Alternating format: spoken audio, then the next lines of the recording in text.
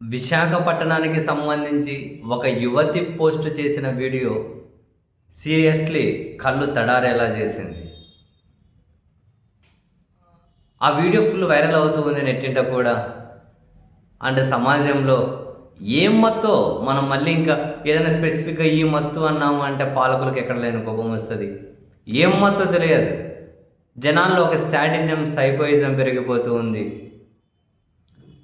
ఆ ఇజంలో వాళ్ళు ఎలా ప్రవర్తిస్తూ ఉన్నారో మనం చాలా సంఘటనలు చూస్తూనే ఉన్నాం.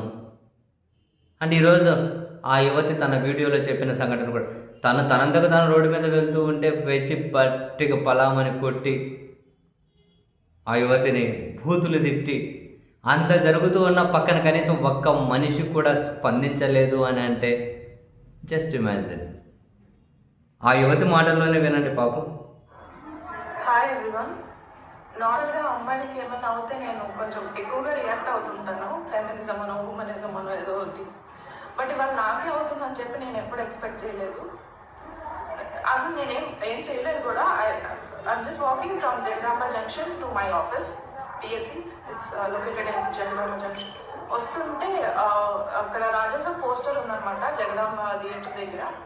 నేను ప్రభాస్ ఫ్యాన్ యాజ్ యూజువల్గా కాబట్టి అది పిక్చర్ క్లిక్ చేస్తున్నాను. అప్పుడు ఒక అతను మాల వేసుకొని గ్రీన్ కలర్ డ్రెస్, మరి అది ఏ మాలో కూడా నాకు తెలియదు, అతను వచ్చి చాలా గట్టిగా అరుస్తున్నాడు అనమాట.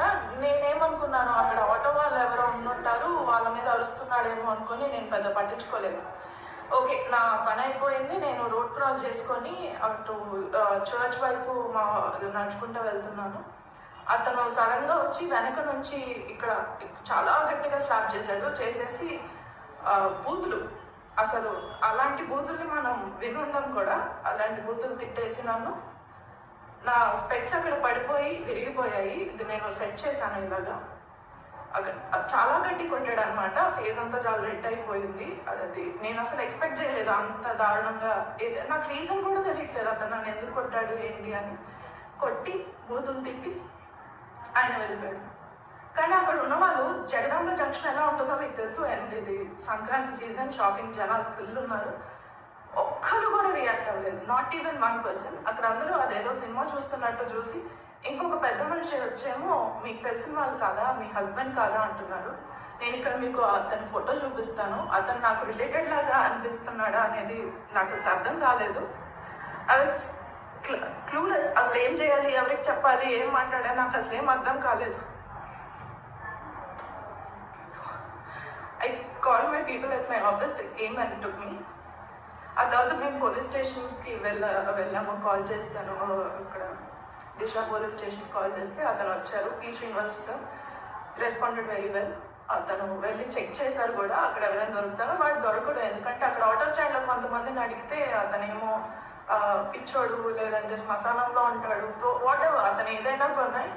అలాగా కొట్టడానికి అసలు లేదు, అతను నన్ను కొట్టడానికి లేదు, నా మీద అలా నోరేసుకొని పడిపోవడానికి లేదు.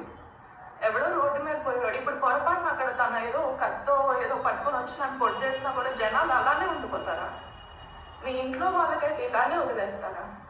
అండ్ ఈ వీడియో ఏదో నేను పబ్లిసిటీ స్టంట్ కోసమో లేదా కొంచెం సింపతి కోసమో ఇదేం కాదండి. అమ్మాయిలు, వర్క్ చేసే అమ్మాయిలు ఎంతో దూరాలు వెళ్తారు, ఎంతో దూరం నుంచి వస్తారు.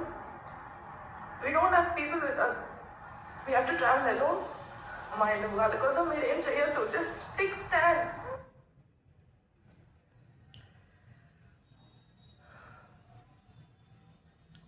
పాపం కదా,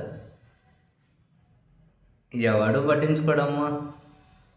జనాలు మీరు అన్నారు చూడండి, సినిమా చూసినట్లు చూస్తారని, అట్లే చూస్తారు జనాలు, అట్లే చూస్తారు. Psychoism, sadism. మిమ్మల్ని కొట్టిన వాళ్ళని పెరగలే, ఆ చుట్టూ చూసిన వాళ్ళది కూడా ఒక సైకోయిజం, శాడిజమే. ఎందుకు కొడుతున్నావు ఆ అమ్మాయిని రోడ్డు మీద అని చెప్పి అడగలేకపోవడం కూడా అంతే సైకోయిజం, శాడిజమే.